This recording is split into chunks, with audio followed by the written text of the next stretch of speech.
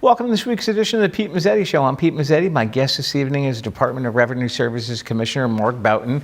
Commissioner Boughton, welcome. How are you, my buddy? Good to see you. You too. What's new? I got to give you credit because you get the best guests. Right. And you are very consistent about your content and putting out your content. That's a big deal. It is. When you're doing these shows. People know that they can tune in, that you're going to have hopefully something interesting or thought-provoking. Right. And that you're always putting up new content. So good for you, man. Well, thank you, man. How you been? I'm okay. Busy. A lot of stuff going on within the state. And we're excited about a lot of different things. And also on the infrastructure portfolio, as you notice, there's a lot of cones up out there. And a lot of construction going on all summer. Out this way, obviously, the Gold Star Bridge is really ramping up now. And a lot of work on 95, 84, not such a big issue here, but certainly in the middle of the state. And 91, too. So there's things going on, man. Absolutely. Now, what's going on with Department of Revenue Services? Well, tax season's over. It's never really over. Oh, okay. So, just for the viewers out there, so you know, April 15th is our cutoff. Right. And actually, in New London County, you have till we marry the IRS date because of the flooding. So I think you have till beginning of June if you live in New London County. But April 15th is the cutoff, and then that's about 70 to 75% of the returns, and then about 25 to 30% of the folks out there file for an extension. Yeah. Their deadline is October 15th. Right. But we can get a pretty good gauge of what's going on out there on these returns based on what we've received so far. And then we spend most of the summer working hard. And of course, we have audits that are going on all the time. We have enforcement folks that are out there doing enforcement work. We've got a new team out there doing that we can talk about. We have our new revenue forecasting team that's out there looking at different models and analytics. So a lot of different things are happening. But the big news, the big news is that taxpayers this year saw the largest cut to the state income tax in the history of this state. So we lowered the brackets down. In fact, if you made about $45,000, and maybe you have a child or two, you got the earned income tax credit as well, which went up dramatically. You don't have an income tax. I mean, we're most likely writing you a check or you're not paying anything. So good stuff for our taxpayers. And I want to thank Governor Lamont and obviously the legislature. That was bipartisan vote. Oh, was it? Absolutely. And but this governor, we work really hard on this. This year we didn't have as much latitude, so the boss and I put together a little program to eliminate professional fees for certain professions. Nurses, I think, is in there. Teachers, things like that. Areas that we need to recruit, as a way to give people a break.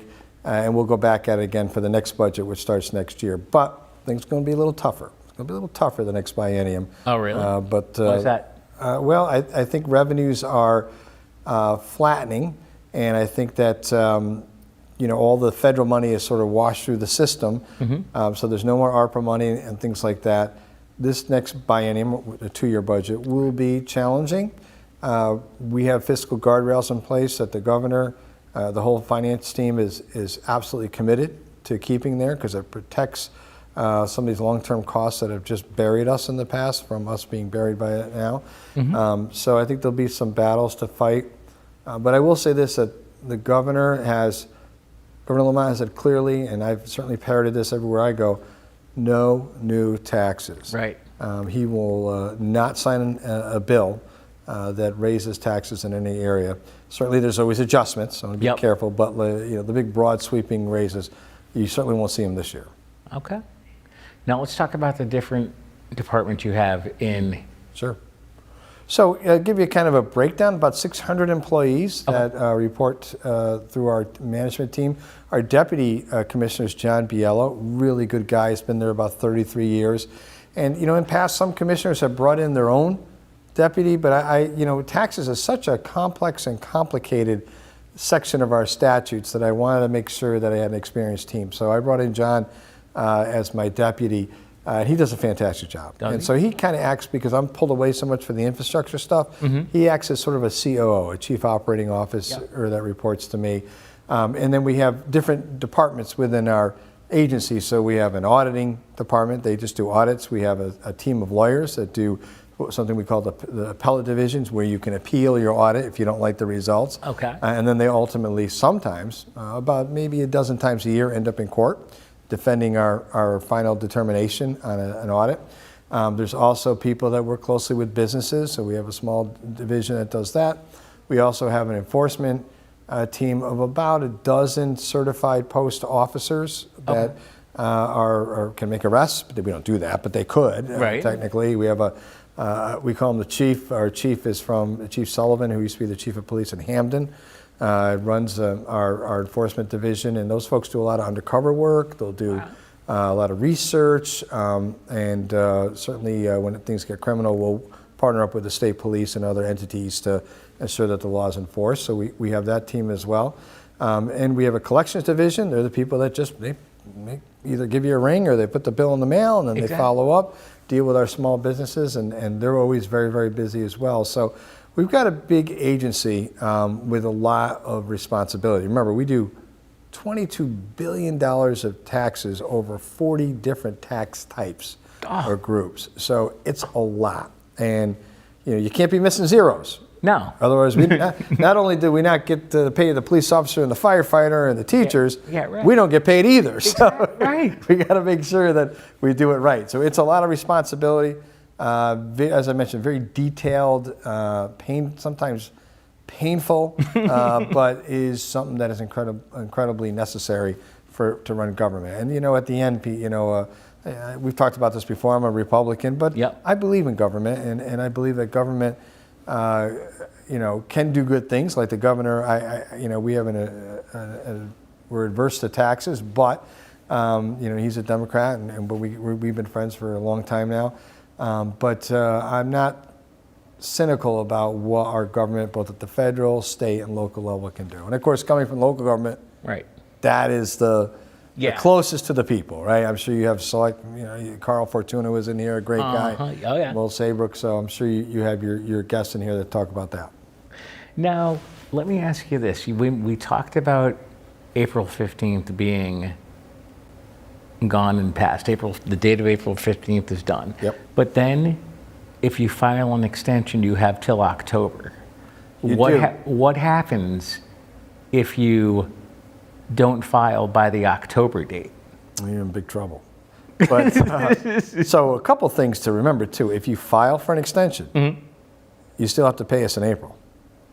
So you have to make an estimated payment of what you think you're going to owe. Okay. While you pull your stuff. Now, if you overpay us, obviously you're going to get a refund. Yeah. And we'll return it to you. But it doesn't vitiate you from the responsibility of having to actually pay that number. People think they can get an extension now have to pay till October. It doesn't work that way. It can be very frustrating. But look, we would then move you into some kind of enforcement proceeding.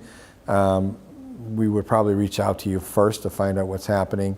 That's where our collections department will start, and they can escalate it to the next level, which would be, you may end up getting a full-blown audit, which, look, our auditors are great people. My direction to them is to be reasonable and rational and friendly and try to help people out of problems versus creating problems. Right. But the statutes are very tight, and sometimes we can't just make stuff go away. No. So you don't want to end up there, is what I'm trying to say. Right. Now, if you end up there, what's the... So it takes us about, depending on the complexity of the audit, let's say about 15 months. Now, some of them we do a lot quicker. We can do them in 3 or 4 months, and we'll make a determination, or we'll come to immediate agreement where somebody might say, oh, yeah, I do, I owe that. My bookkeeper forgot to send it in, and then we clean it right up. And I do have latitude. The commissioner has latitude to waive penalties and interest under certain circumstances. Okay. COVID, we had a lot of appeals on penalties and interest. And there was some stuff we did waive based on, why didn't you pay? Well, here's what happened. Right. God forbid my accountant told me he did and he didn't. Then he got COVID and he was in the hospital for 6 months. So stuff like that.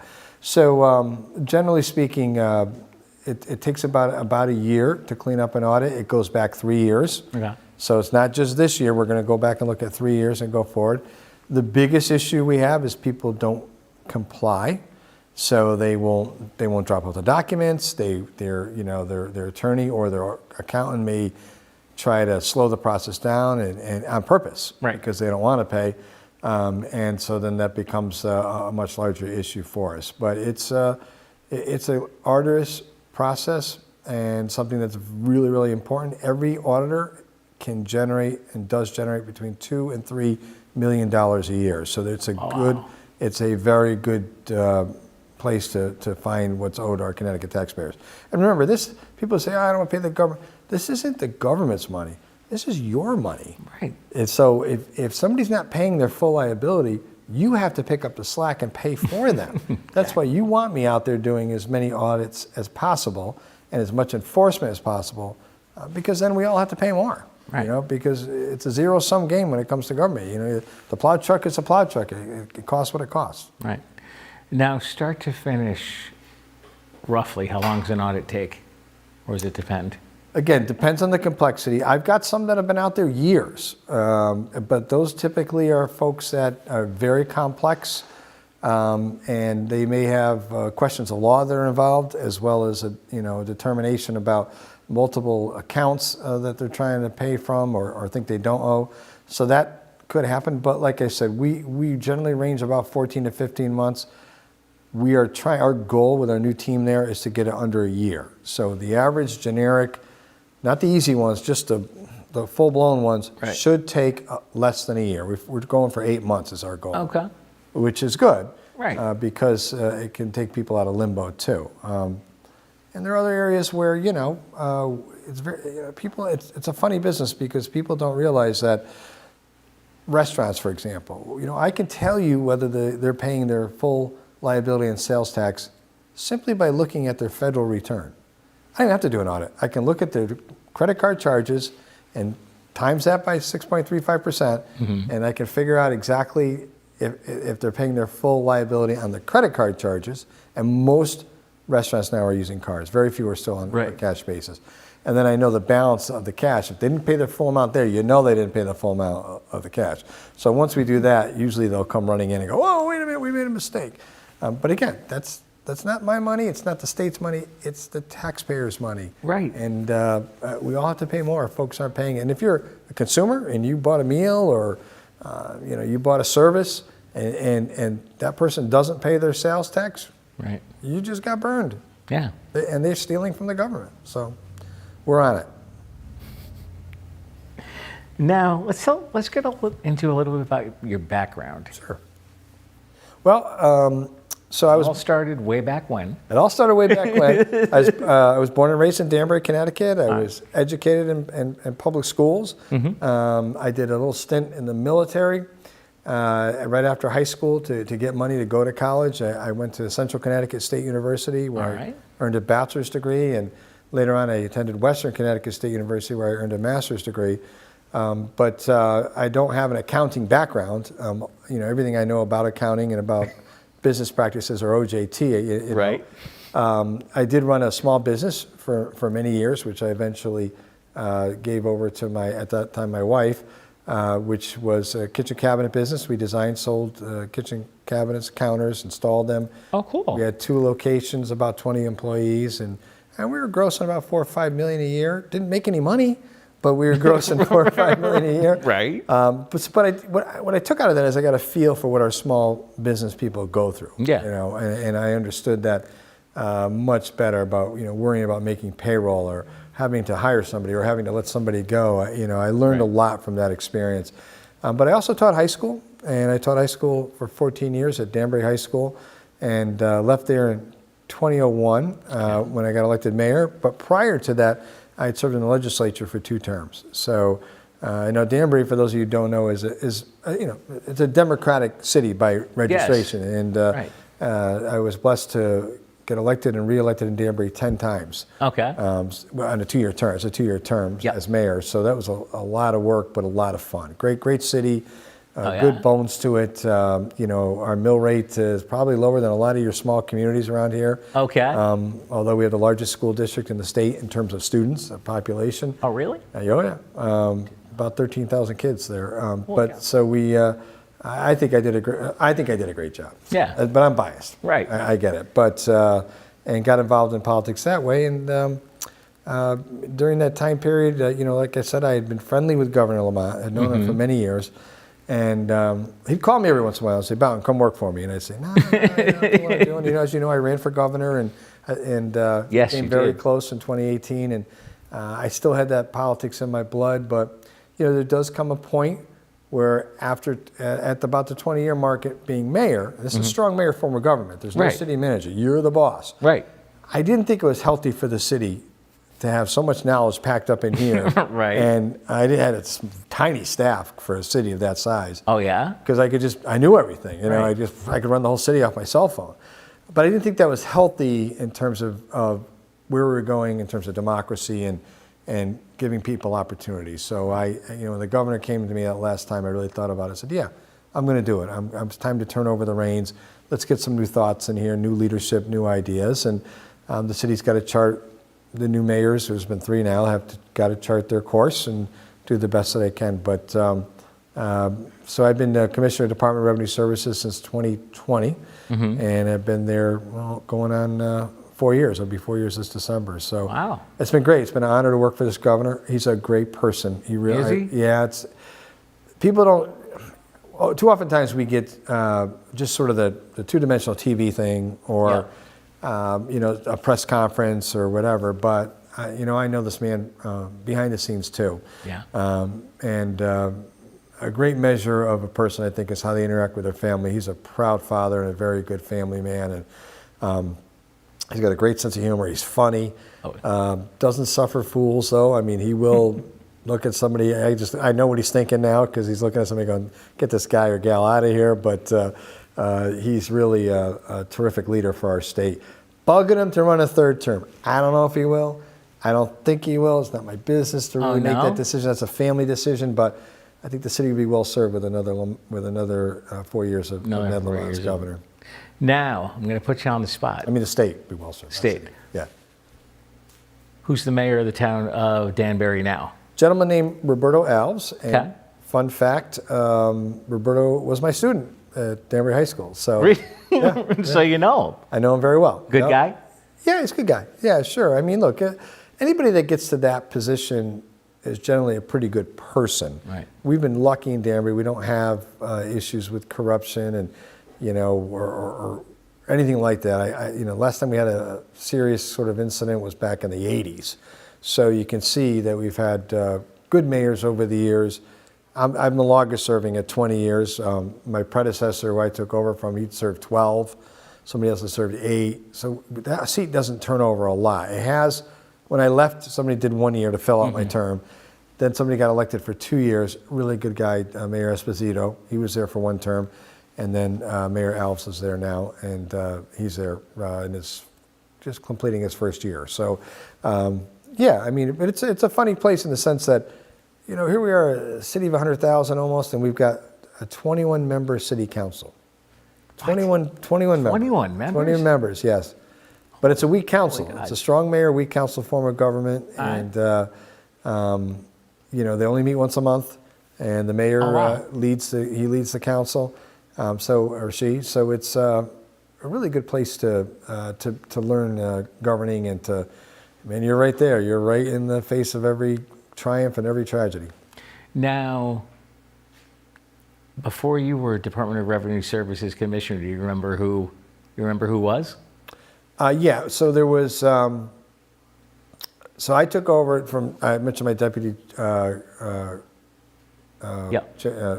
Biello, and he did it for a year. Yeah. Deputy Commissioner Biello did it for a year. And then before that was a gentleman named Scott Jackson. Scott was a mayor. I know Scott. Yeah, Mayor Hamden. Then he was there, and then he left and went back to New Haven, and I'm not sure where he is now. And then prior to that was Kevin Sullivan, who was Commissioner of Department of Revenue Services under Governor Malloy. Okay. So it's it's interesting when you do these commissioner jobs. You could take 2 paths, 2 tracks, right? So one of them is to sort of be not a placeholder, but a gate, sort of just a keeper of all the lights burning and everything else. Right, exactly. Or you can be a disruptor, not disruptive, but a disruptor in the sense of business practices and trying to build a better mousetrap. So I've become the latter. I'm not disruptive, but I'm a disruptor. But I've got a great team that loves this stuff and loves trying new ideas and new things and experimenting to see it works, particularly when it comes to collections and things like that. So you got to get excited about it, and you got to run the department. Yeah. You seem like you run a well-oiled machine. It's, I have to say, it wasn't broken when I took over. Oh, no? And that's why I stuck with mostly internal people. I didn't bring anybody in from the outside. I didn't think we needed it. After I did an assessment after about a month or so, we did have a huge turnover last year of retirements. Oh, yeah? So that was a challenge, and it's still a challenge right now, although, we're hiring groups of people, 20 people at a time, 30 people at a time. Oh, man. Remember that figure I told you about? Yes. For every auditor, it's about $2 million of revenue that's brought in. So you got to make sure you're fully staffed up in auditors. And we've got a new team out there working on cash businesses of about 15 auditors that we've assigned just to try to close something called the tax gap. Tax gap is that gap of what is owed versus what is collected. Right. And so we estimate and this is true for most states, tax gap ranges around 30 to 35%. Oh, so wow. basically, you're getting beat every time, by about 30% of businesses and of people, and sometimes it's intentional. Right. Many times it's intentional, many times it's not. Right. Think of the underground economy. Think of your landscaper, the housekeeper. You're somebody who works in a barber shop, whatever. Are they reporting all of their income? Right. And is that cash business reporting all the sales tax? So we've got a team now that's out conducting audits. Now these aren't full-blown audits. Basically, we'll ask for documents. We'll do a quick check. As I mentioned, how we can do that, right? A lot of the credit card business is done now, or debit cards. Right. We'll be able to figure it out, and we can tell pretty quickly if they're doing it right. And that's it. We don't. If they missed a payment, we'll remind them, but we don't. We're not there to shut them down. But we do want to make sure that they're remitting their sales tax. And I would tell you that, Pete, that's probably the number one area that we get beat, is on sales tax. People collect it and don't pay it. Right, which is not. It could be criminal, depending on what you're doing. But we don't want to put anybody in jail. We just want to get our money. You just want to pay. Yeah, and we try to educate people why it's a bad idea. And I have to tell you, sometimes it's a language barrier. Sometimes people just don't know. So we have a whole team that's out there that speaks multiple languages and can sit down and sit with somebody at a table and explain exactly, in their business, we go to them, explain exactly how to do this and what paper to file. And I'm assuming it's very easy to understand to file the. It is once you get the hang of it. It is, and we have a system called MyConnect, brand new computer system that we've. Yeah, what is it? I saw it on your website. Yeah, it's a brand new front-facing system that people can use to file their income taxes and their professional fees and their sales tax if they owe it for their business. And it's pretty user-friendly. There's even a chat bot there. That's building on its knowledge base as it gets asked questions by the taxpayers. Oh, cool. So people are using that. But remember, too, if you use TurboTax, that also links into our system. That's how your accountant does it so quickly. People are like, well, he gets the TurboTax numbers, or you may even do it at home. Right. I have your return within seconds. Right. And we drop in your refund within about 3 days. Yes. Into your bank account. So, there's definitely opportunity there with MyConnect to get more data, which is really what I think the legislature and the governor need to make more strategic decisions going forward.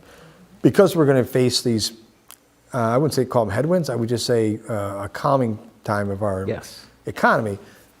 Folks really got to know what's going on in terms of policymakers. Where's the money coming from? Who's making money? Who's not making money? Why aren't we collecting this? And that's what the tax gap analysis will show. We're actually going to post a report in July that's going to show we can raise X amount of money if we do the following things. Right. Would you mind sticking around for another segment? Love to. All right, we'll be right back. Okay.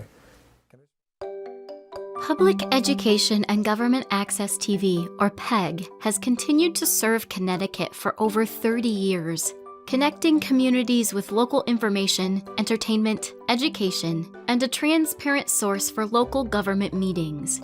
During this time, we've earned the trust of our communities. We're different than commercial media. Public access stations are not a network. They are publicly funded organizations that serve each of the 169 cities and towns.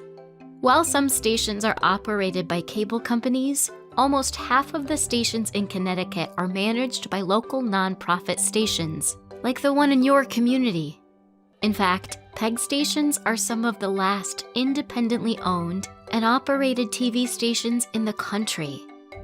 Large and small, rural and urban PEG stations reach both cable and internet customers in Connecticut each year, with hyper-local content that educates, informs, and inspires, and that reach extends beyond the screen. Local stations are active members in the community, working with families and educators to prepare children for future success, bringing attention to state and local issues, and playing a role in healthcare and veterans affairs. At PEG, we view our audience as residents, not as consumers. We deliver award-winning, local community programming, such as documentaries, science, history, sports, cooking, and arts to our audiences, when, where, and how they want to watch. Since PEG's founding, federal support and state funding legislation has always been the cornerstone of what makes this possible. A fee is assessed to cable companies on each customer as they use public rights-of-way to reach billable customers. This fee is passed on to fund PEG. Every year, PURA reviews PEG funding, performance, and community engagement. Each station has a unique budget that includes legislatively mandated funding, individual donations, as well as revenue from other fundraising and grant sources, fulfilling the vision for a public-private partnership. But no matter how much fundraising for stations in rural or underserved communities, funding dollars can represent more than half of their budget, and without it, they won't survive. And communities across Connecticut will lose access to this essential service. PEG stations are making a difference, strengthening communities, improving lives, and serving all residents in Connecticut.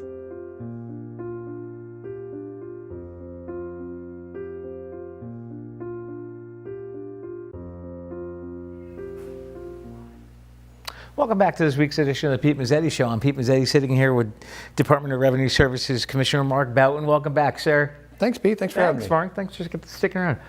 Okay. I don't know if we can talk about this or not, or we're going to shoot ourselves in the foot talking about this. You're going to get me in trouble yet, but go ahead. No, I'm not. A lot of people watch this show. Well, yes, but I'm not going to get you in trouble. Okay. The motor vehicle tax. Yeah, it's a bad. Could it work? It's a bad tax, and I think it's on my hit parade of taxes that I want to eliminate. The governor agrees 1,000%. He wants to eliminate it, but we can't do that at the expense of cities and towns losing that revenue. Okay. And that's the rub, right? So how do you do that? As mayor, I can tell you it was the biggest pain in the neck tax. We'd have poor seniors that might move to Florida or Arizona, and they'd call me up screaming because the initial tax was $200, right, but with penalty and interest, it was now $2,000. And then I'm like, listen, how old are you? 88.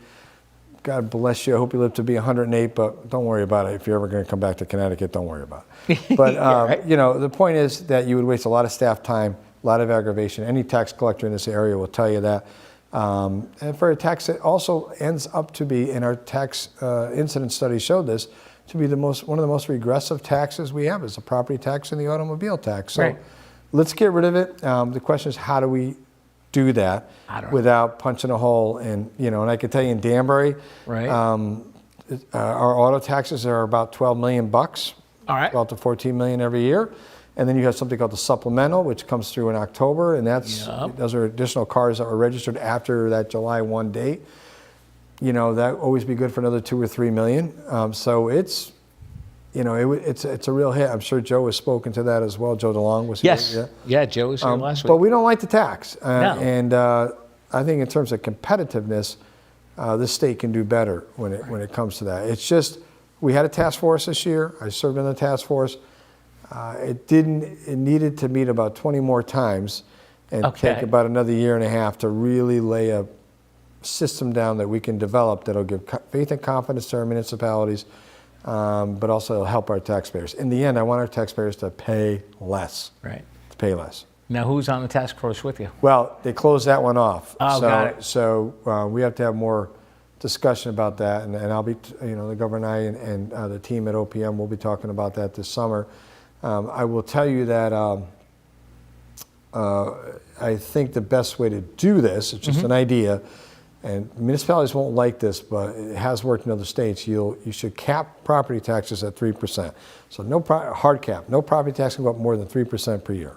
Okay. And then in addition to that, in exchange for that, you're going to eliminate the property tax and figure out a way to replace that revenue. So you need a cap plus the replacement of revenue should put our cities and towns on a more sustainable path. Remember, they're not making any more land. Right. God's not making any more land. This is what we got is what we got. So, we saw people this year who did revals with negative. They dropped a percentage point or two on their valuation of all of their property in their community. And that means they've got less money to spend for programs and services. So we got work to do there, but I'd love to see it go away. It's just a pain in the neck. Is it? Again, I don't have to collect it anymore, so I don't care. But if you've had to pay it, and you can't register you can't register your car if you haven't paid it, right? So you have to run to town hall or city hall. You got to pay it off because you forgot that you had like a $50 bill from 3 years ago on the old Chevy that was sitting in the garage. Right. And then you have to go back and get a clearance form and bring it back to DMV so you can register your new car. It's a pain in the neck. But it's, again, it's a source of significant revenue for cities and towns. So we'll have to look at it. Yeah, so probably not going to. I don't see it happening in the short term. No? It's a long-term project, though, that I think we should undertake. And I think the governor is, he's always said to me, just put something in front of me that works, and we'll do it. So Speaking of taxes, let's talk about the statewide cannabis tax. Okay.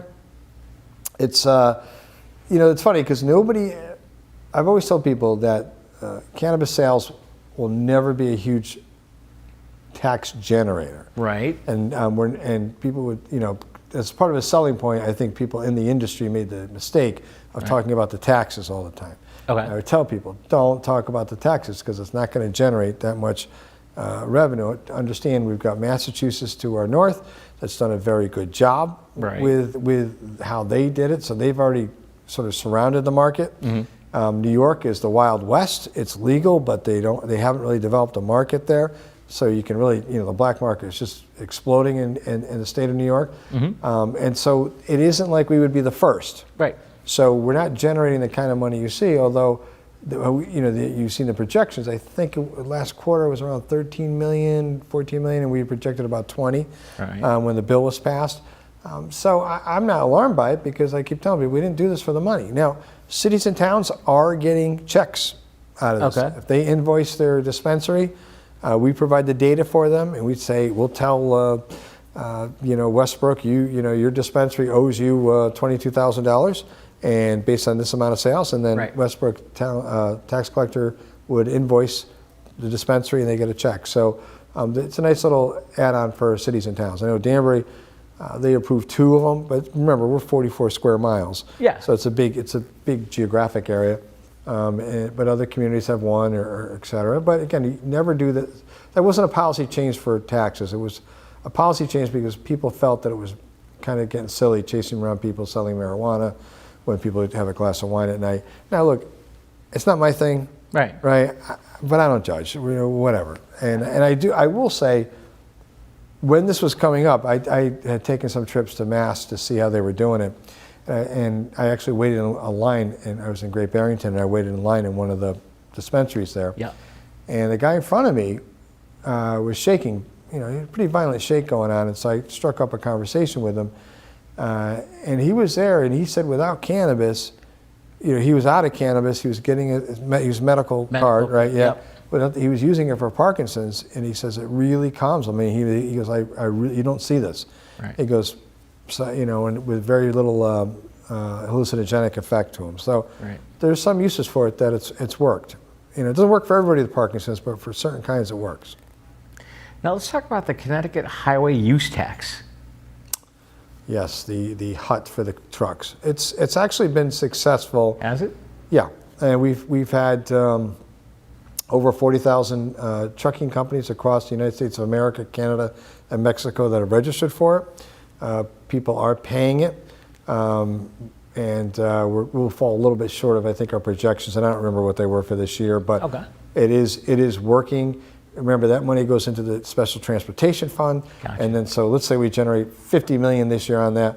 We'll then take that and we can go to the federal government Right. and borrow $1 billion, off of that. We can use that money to leverage money from the federal government. So it really is a sound program. Nobody wants to hear this, but I'm telling you that we're making a sea change in motor vehicles, not in the short term, in the long term. Okay. Biggest mistake is people thought that EVs would just take over the world in 2 years. I would argue to you, if you drive around town, an EV may be your thing. But if you're driving to commute to here to New Haven or to Hartford or whatever, EVD doesn't work for you. Maybe you use a plug-in or Right. something else. So we're not there yet on the technology of EVs, Okay. but it's getting there. So eventually the conversation is going to be, as people stop buying gas, how do we fill up, because remember the gas tax goes to fill up the special transportation fund. Right. How do we continue to work on our roads? And eventually I think you'll see us eliminate the gas tax and go strictly to a mileage-based user fee where you could pay by the mile, you could buy your miles. There's a lot of different models that are out there. And that'll have to be done on a national level. Okay. Because you can't drive to Massachusetts and they have a different system, or in my case, New York State or Rhode Island, right? It just wouldn't make sense. So you're going to have a coalition of states that do this all the same way. Now, let's talk about the refund protection program. Yep. Okay. Sometimes it's a great question because sometimes people don't realize this, but sometimes we will hold a refund if for some reason our algorithms show that there's been suspicious activity either from that address or with that ID number, that social security number. It may be indicative of fraud, not necessarily in the person who's getting the refund, but somebody else may be using your social security number. Right. So that's 99% of the time that's what's happened. We hold it, we go back and check and say, well, we got 2 refund checks for you here. Do why is that? Why? Yeah. Do you know somebody's using your social security number? That kind of thing. So it works really well to protect. So we're not just pumping out checks. Right. We also notice that some people run cottage industries with generating fraudulent returns that generate fraudulent refunds. And we routinely pick those apart. And by the way, it's a criminal act and it's a felony and you can get yourself in a lot of trouble. And we've had those arrests. But we also want to make sure that when you do have a refund coming, that you get it. And the best way to do that is to use a direct deposit. Yep. Do not file a paper return, file online. And again, we'll put it in your account within 3 business days. Particularly right now, we just killed it this year. I mean, I always hold my taxes to the end to test at our peak when we're the busiest, and I had my refund back in 2 days. And they don't know it's me. I put it through electronically. They have no idea. They don't know it's all you? done by, Everything's done electronically? Electronically and digitally. So yeah, boom, right there in my account. Yeah, my mom did mine, and I had my refund back within like 2 days.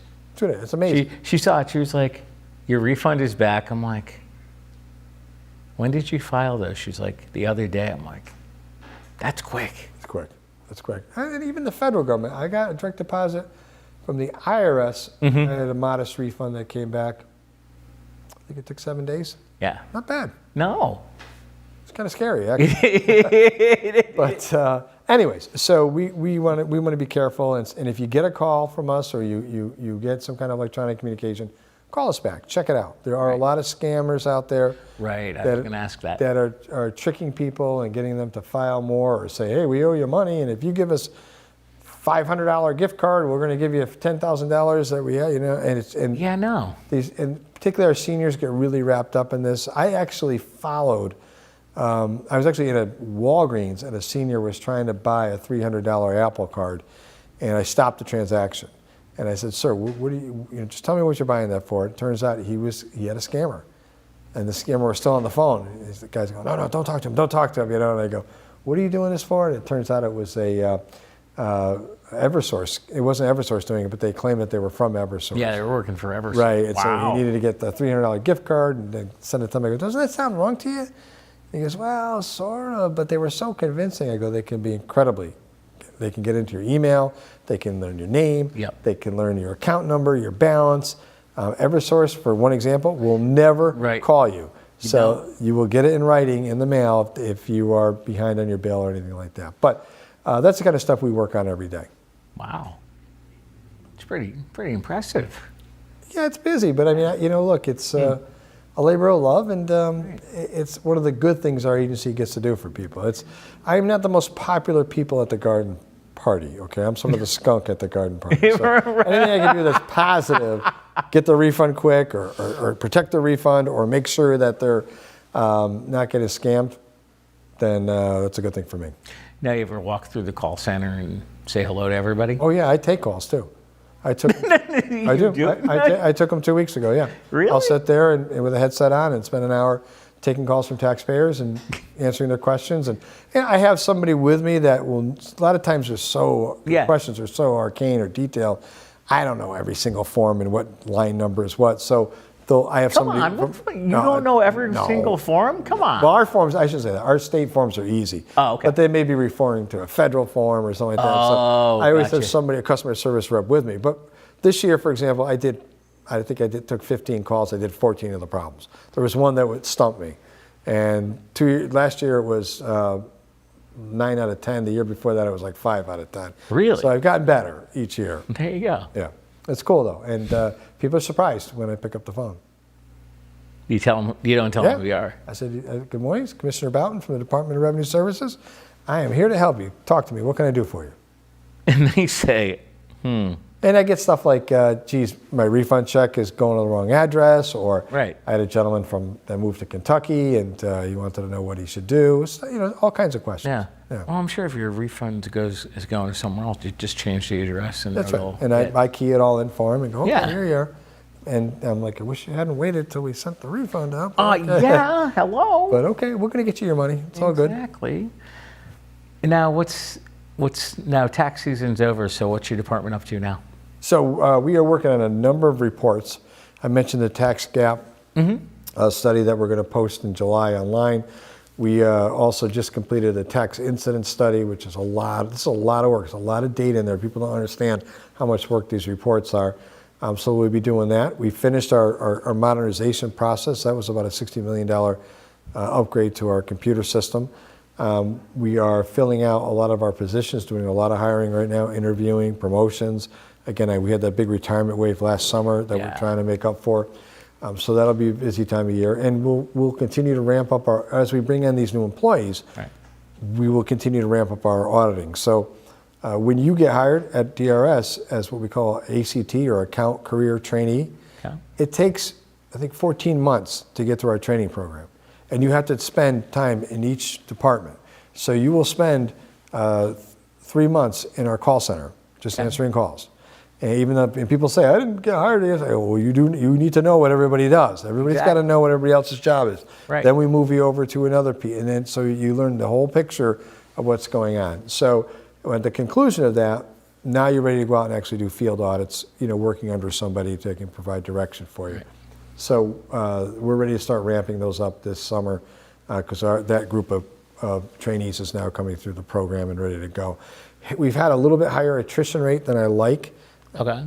Generally out of every 30 employees, we'll lose probably 10, which is weird because when, I remember when I first became mayor, people drove me nuts for a city job. I mean, there would be a line of people outside the door, and a lot of them wanted to work for Public Works or Parks and Rec and all those jobs, cutting grass, things like that. Yeah. Nowadays, you can't give those jobs away.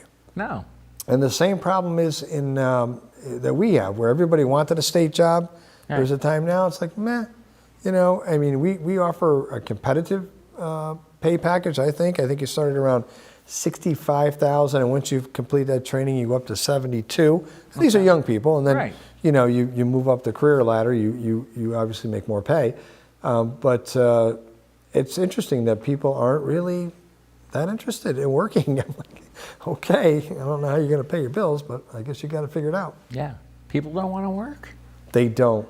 That's the problem. They don't. Yeah. Now the people we do have, once they start, they love it. Yeah. Yeah, because we speak our own language, and it's an agency that's vital to our mission of state government, but also, people really they take to it. It's funny because we have a lot of long-termers, 25 years, 30 years, 35 years, not uncommon.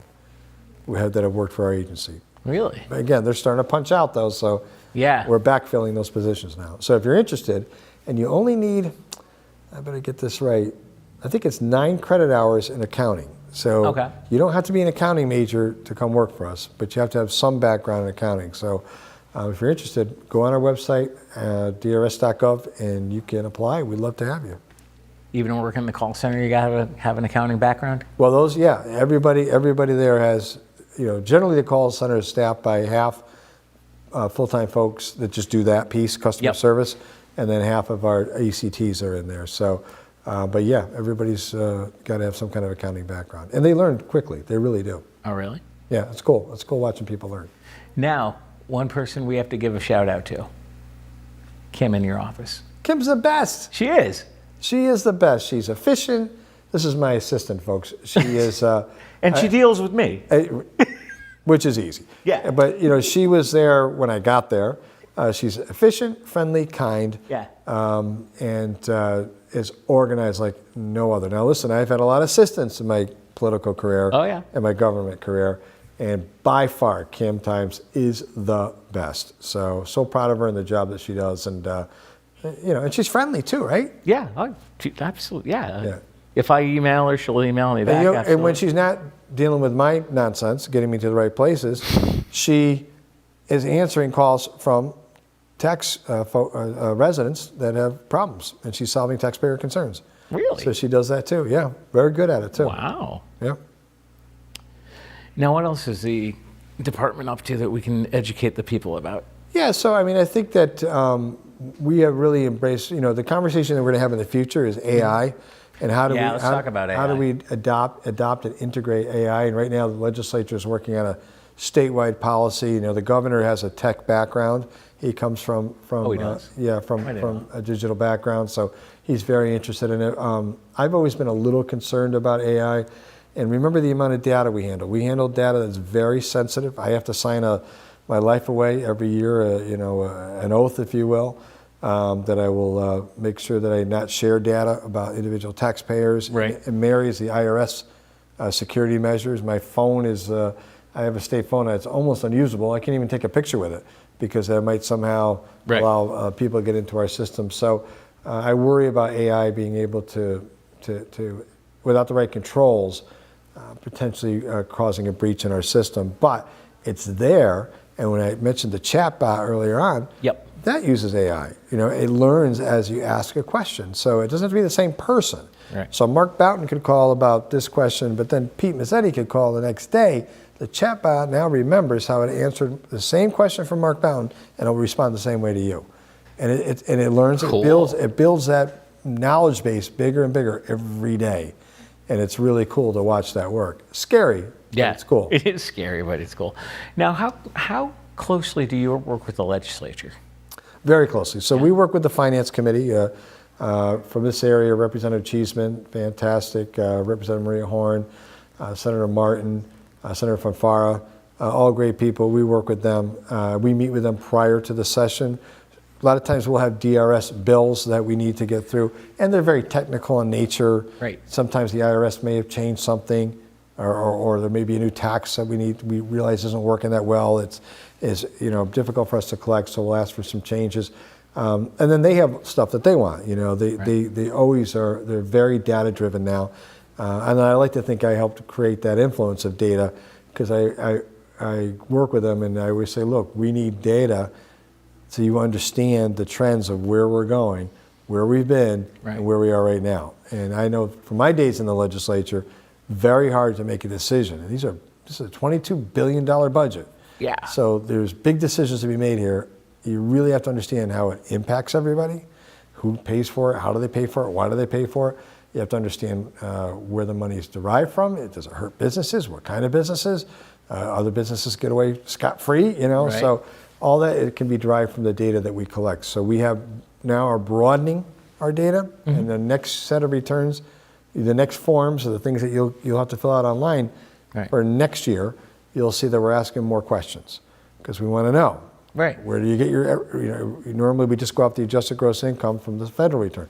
We want to know where you're getting your income from, so we can start making strategic decisions about what to do in the future that are based on data. So this finance committee is really concerned about that. They've got me doing 1 million studies. Yeah. And I have to sometimes bring in consultants, sometimes not. Sometimes we can do them in-house. But it's a lot of work to be able to give them the data they need to make informed decisions. And the governor loves that stuff too. Now, is that Senator John Fonfara that you referenced? Yeah. I've seen him on CTN. He seems like a nice man. Yeah, I've known him we were both in the legislature together. I've known him for decades. Okay. Really good guy, Yeah. solid guy. And what I like about him is he's a disruptor as well. Not disruptive, but a disruptor. Right. And he's very creative in his thinking. And look, big picture wise, if government's going to be sustainable, state, local, and federal, in the next 30 to 40 years, we've got to think differently. We've got to think differently. People have a limited ability to pay. And, other prices are going, as they continue to escalate, we've got to get a little smarter about what we're doing. Now, as far as there is a bill up at the legislature that has to deal with public access television. Mm-hmm. My question to you is, in your mind, how important is public access TV to you? It's another way in which we can get information out to residents, right? Just from our talk tonight. Mm-hmm. Not exciting. I get it. It's not you're not going to hey, did you hear the commissioner last? I understand. But it is important. Right. And you serve, and these types of programs across the state, right? Serve a viable, certainly a viable duty in presenting that information to our taxpayers. Yes. And it's an avenue. So I'm on Instagram, I'm on Facebook, I'm on Snapchat, I'm on a medium like this, radio, and folks can really be able to understand where do they go to get some of their problems solved. Right. So it's critical. And it also, particularly for local government, mm-hmm. gives an opportunity for first selectmen, mayors to be able to, Board of Ed members, et cetera, mm-hmm. elected officials, go out there and tell people what they're doing, because the local press, i.e. newspapers, have pretty much fallen by the wayside. Yeah. And so where do you go to get information and know what's happening? And these shows provide that kind of information. Right. So hopefully that won't happen. Yeah. Hopefully, and you probably walk around town, people probably come up to you all the time and say, I watch your show every night. Oh, yeah. Right. So, you've got in the grocery store is an experience. Right. Because I saw you on TV the other night. People want to stand there and talk to you for 20 minutes, half hour. That's right. So let's hope they can work that out. Let's hope that they can preserve it. I believe the public access is tied to a fee on the cable bill, and I think that's, mm-hmm. and the issue is that there's a cost, right, to setting up a studio like this. This is a beautiful studio. Thank you. So there's a cost for that, and I believe the issue is that since people are migrating, same thing like EVs, right? Yep. People are moving over to streaming, they're no longer paying the fee. They've cut the cord, right? So, Xfinity has to pay it, and some of the other cable deliverers have to pay it. But if you're just running on internet and you're using Netflix, you're not paying that fee that helps support your program or other programs too. So that's really the issue, that that money is getting smaller and smaller each year. Yeah, and so I believe session is almost over in a couple weeks. 13 days, 22 hours, and 6 minutes, depending on when this airs. But yeah. Are you counting? It'll be over shortly. Yes. Are you going to be glad it's over? Am I glad? I was a legislator, so yes. I like our legislators. Right. And I respect the fact that they're a third branch of government, and I've never, and I work for the governor, and it's his agenda that we're trying to put through. But, it always gets very frantic this time of year as people see, they got all the legislators have elections in November. Yep. You want to leave the legislature with, you did something. You want to tell you, look what I did. Whether it's getting a statue put up or making an amendment to taxes or whatever. Okay. Big, little, small, you want to go back and say, I did this for the district. So it can get very busy and frenetic in pace. Commissioner Mark Boughton, we're out of time. Hopefully we'll see you soon. Thanks, Pete. Thanks, Good to bud. see you. See you soon.